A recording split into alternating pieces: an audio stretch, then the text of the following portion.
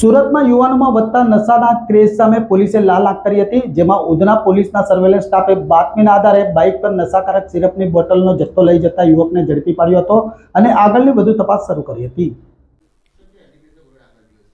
ગઈકાલે ઉધના પોલીસ સ્ટેશનના સર્વેલન્સ સ્ટાફના પોલીસ કર્મચારીને ઇન્ફોર્મેશન મળી હતી કે કોઈ વ્યક્તિ સિરપ લઈ અને પસાર થનાર છે અને તે લક્ષ્મીનારાયણ મંદિર છે જે ઉધનામાં બીઆરસી પાસે એની સામેની જાહેર રોડ પરથી આવનાર છે.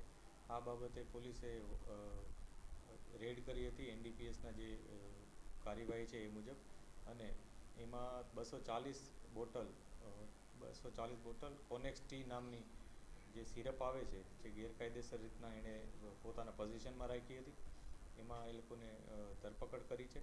આમાં અત્યારે જે પોલીસના હાથમાં આવ્યા છે એ 2 આરોપીઓ છે, જેમાં એકનું નામ સચિન ખત્રી અને એક ઋષિકેશ મુટેકર કરીને છે. હજી એક વ્યક્તિ છે કે જેણે મહારાષ્ટ્ર ધૂળેમાંથી એને અગાઉ આપેલું હતું.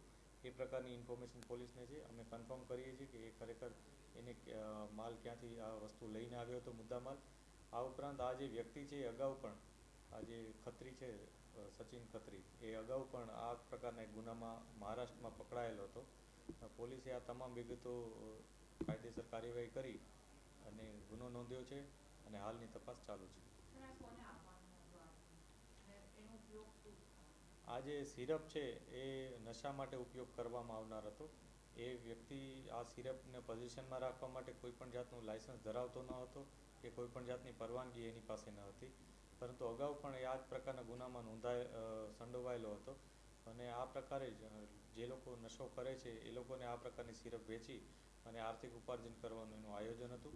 એ પ્રકારની અમને માહિતી છે. અમે બધી રીતના ઇન્વેસ્ટિગેશન કરી રહ્યા છીએ.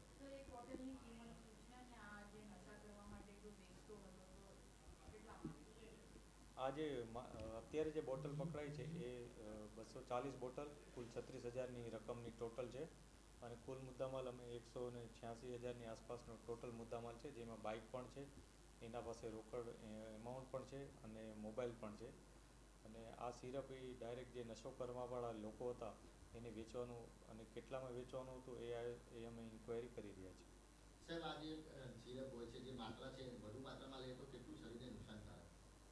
આ બાબત અમે જે ફૂડ એન્ડ ડ્રગ્સ વિભાગ અને જે FSL છે એને કન્ફર્મ કરી રહ્યા છીએ કે એ લોકો આ બાબતે અમને જે એમની મેડિકલ જે ગાઈડલાઇન્સ હોય છે એ મુજબની અમને માહિતી આપે, જેથી અમે આ બાબતે પણ કાયદેસરની કાર્યવાહી કરી શકીએ.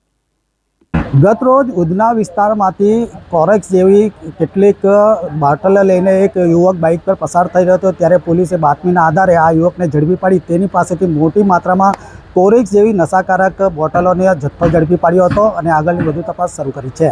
કેમેરામેન જય સાગરની સાથે ધીરજ સુમરા, લોકવિશ્વાસ ન્યૂઝ, સુરત.